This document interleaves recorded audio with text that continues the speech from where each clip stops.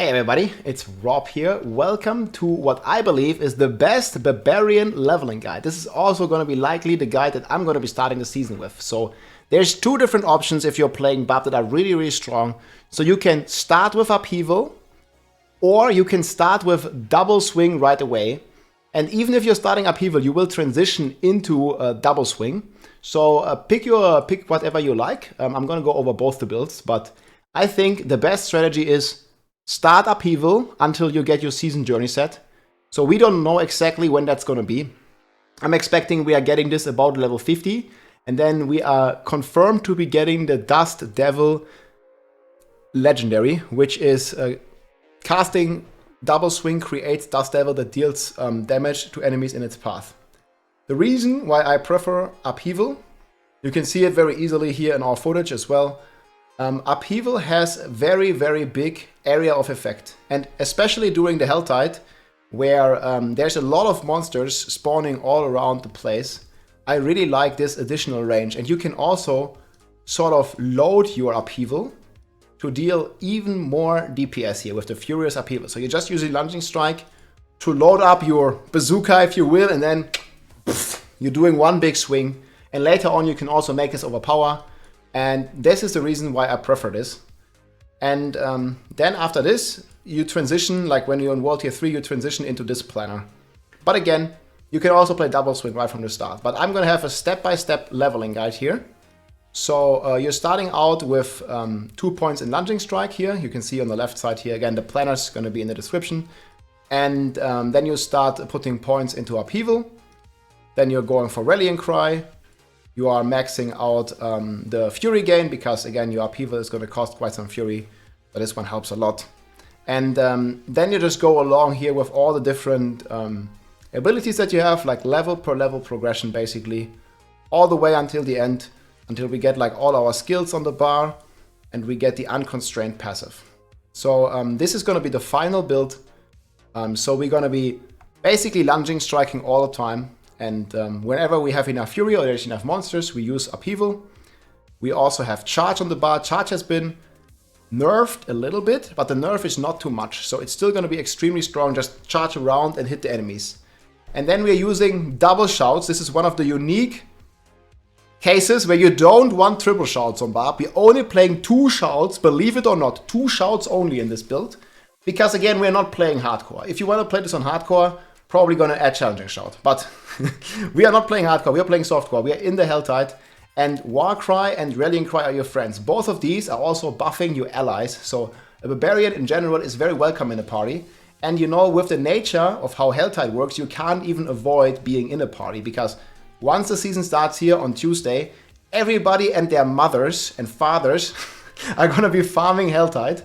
So you're going to be automatically in the open world find allies and other players, and you're gonna be playing with them if you like it or not. But most people like it. Like, you know, playing together, video games, online games with friends is, I think, what it's all about. It's the most fun. So be a part of the community. I think it's pretty cool. You can help each other out. And, you know, Barbarian is not the very fastest leveler. Like the Necromancers, especially the minion ones, and the Sorcerers are gonna be faster. But the good thing is we can level together, join forces, and beat the Helltide together, and we can buff them pretty cool. We can buff them with Rallying Cry, giving them movement speed and extra resources, and we can buff them with Warcry and giving them extra damage. And this works for all the members, even if they're not allied with you. So if they're just in the same instance, if I press my Warcry here, everybody here, like all these 10 people, are all gonna get the buff. So that is why it's so good, and that's also the reason why we want to take the Booming Voice to increase this damage. You can also now take, if you having problems surviving, you can also take Good Troll Yell, and you can also take Raid Leader. Both of them will buff your party members too. So everybody wants a BARB, at least 1 or 2 BARBs in their party, and it's extremely strong. And then, last but not least, you notice here, we are not using Wrath of the Berserk, we're actually using the Ancients. And this one can be particularly helpful if you are opening the chests in the Helltide. So the way you are farming the Helltide most efficiently is, you're doing the Helltide for like 45 minutes or something, and then the last 10 minutes, you open those chests as late as possible, because the chest XP is based on your level.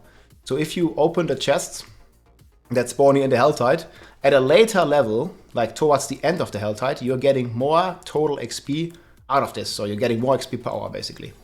And Call of the Ancients comes in very handy then. You can basically just go to the chests, activate your Ancients, and they will distract, and they will also kill the monsters to open those chests. And in general, the Call of the Ancients has been buffed and now gives you 20% attack speed, 20% damage. They also buffed the damage of this significantly. I think they doubled the damage on Korlik, Tarlik, and Mudwick.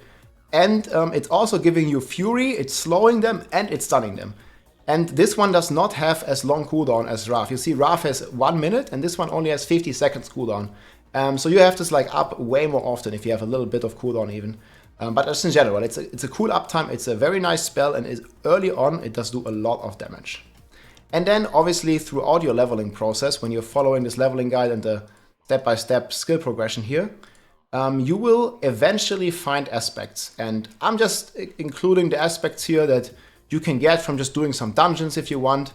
So notice here that I don't play any aspects on my two-handed weapons. And this is because Upheaval, our main damage skill, is a two-hand weapon.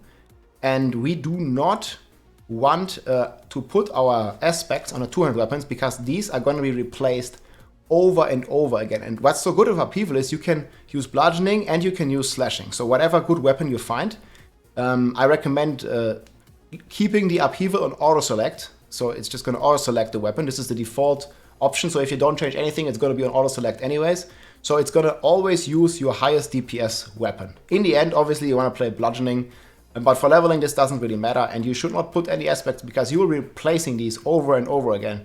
You know, like every 10 levels, you're most likely going to replace this. And then once you hit World Tier 3, with level 35, you can get your Sacred. And with level 55, you can get your Ancestral in World Tier 4.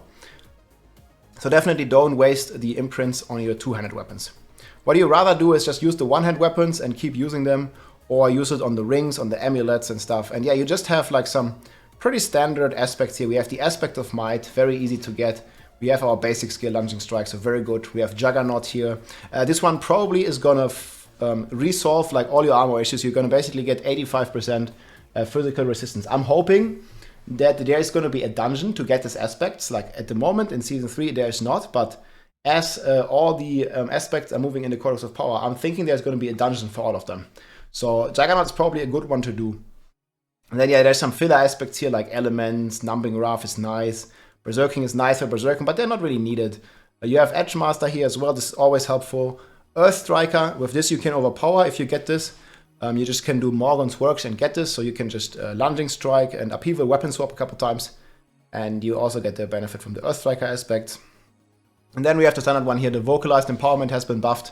So you get 5 to 10 resources, you can just do Sirocco Caverns. And Sirocco Caverns is one of the best dungeons anyways to do, XP per hour wise. So this one is very worth a pick up during the leveling process. And then Bolt's Chieftain, also very good, and Limitless Rage if you like. But you don't necessarily need these kinds of aspects. I would say core aspects are Might, Juggernaut if you can get it, Edgemaster is always nice, Earth Striker is nice, and then maybe, you know, the Vocalized Empowerment from Sirocco Cavern. So those 5 aspects, that's going to be more than enough. So there's no Paragon, it's just a leveling build. And then what you would do, at some point you would transition into Dust Devil Double Swing. So again, I'm expecting about level 50, you're going to receive your startup, you're going to receive your Season Journey starter set. And I'm thinking that this is going to include Fierce Winds, this is going to include Devilish Aspect, and probably even Windlasher. And then at some point here, you can start putting this on the two-handed weapons if you're like already choosing one. And one thing I forgot, the class quest, which I'm usually doing in the Helltide downtime. So, you know, the Helltide is active for 55 minutes. And then it's inactive for 5 minutes. So what we're going to be doing, we're going to be doing the class quests and also certain dungeon for aspects that we need, or the capstone dungeons in the Helltide downtime. In this 5-minute downtime, if you are not slacking a lot, you can get a lot done. You can go salvage your gear, you can min-max your gear, you can reroll your gear, you can temper your first gear, and you can do your class quest or 1 or 2 dungeons and the capstone. Depending on, like, you know, this is like 2 or 3 Helltide downtimes. Like, you're not going to get everything done in 5 minutes. But it's going to be very effective. And then you transition into this Dust Devil Double Swing. It's going to be pretty cool. And again, the planner is going to be linked in the description. But you can also play this right from the start. And this is what the second planner is. This is just 1 to 50. And now notice here, this is now the double swing variant, so no longer Upheaval. This is the alternative. You play double swing right from the start and you play it all the way until level 100. Second alternative, second planner, this is going to have 1 to 50. It's going to have the starter set where you have, like, you know, your start paragons with only 3 glyph range, because you're not going to do any nightmare dungeons instead early and stuff. So this is just a full Dust Devil double swing build. And yeah, now you basically reverse the entire thing. So now you are putting no aspects on your one-handers, because again, if you're playing double swing, you're attacking with your one-handers. So you don't want any on your one-handers, and you just put the good aspects on the two-handers. And double swing has a lot less AoE effects, but it has a lot more DPS, like for single targets and for elites. So it really depends on what you want to focus on. Again, I personally going to start Upheaval, probably, but double swing Dust Devil is a pretty cool choice if you don't like to respec, right? So aspects are very similar. You just have a bit of different things here with Windlasher and stuff. And what you can do here in the skill tree, instead of Upheaval, you actually play double swing, and you're gonna play the violent double swing to keep stuff vulnerable. And then the rest is rather similar. You're playing the shouts, you're playing a charge as well. This is how you keep your berserking. Close, fortify, also Call of the Ancients. I think this is still the best choice. A wallop, and then also unconstrained. So this is like the second option here. The jewelry is also pretty similar. X is similar. So I'm just stacking all res at the start. You can also go single res here. Like it's there you have like lightning, fire, and some other res already solved. You can just go amethyst, emerald, or something, and get the missing resistances. So armor is going to be important, but Juggernaut's going to take care of that. You want to have good resistances, because this Helltide, especially once you're transitioning into World Tier 3 and World Tier 4 at a very low level. I made a leveling strategy guide that I'm going to link in the description. So you want to transition, you know, to these capstone dungeons rather early, and you want to make sure, especially if you're playing hardcore, that you have resistances and that you have armor, because the Helltide, especially there's like sometimes these meteors coming from the sky, they can hurt. Like if you're not careful, those meteors, they will one-shot you if you don't have any fire res, or maybe even negative fire res. You gotta be very careful. But yeah, overall, I think it's gonna be a smooth and cool leveling experience. BARB is an amazing class, and it's gonna be a lot of fun to finally try these Dust Devils, even in their nerfed state. I personally think Dust Devil is still gonna be very powerful.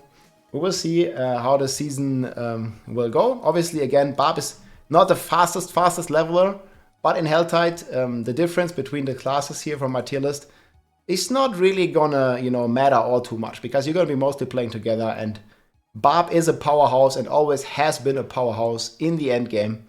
And I hope I can show this to you in the season. I'm still not 100% decided, but I'm leaning towards BARB, especially after all the amazing songs that have been composed. So I hope you enjoy, guys. Again, Upheaval and also Dust Devil leveling are going to be linked in the description. Good luck with the season, and I'll see you on stream. GG. If you like this video, make sure to subscribe, leave a like or a comment. I'm also live on Twitch almost every day, so come and say hi.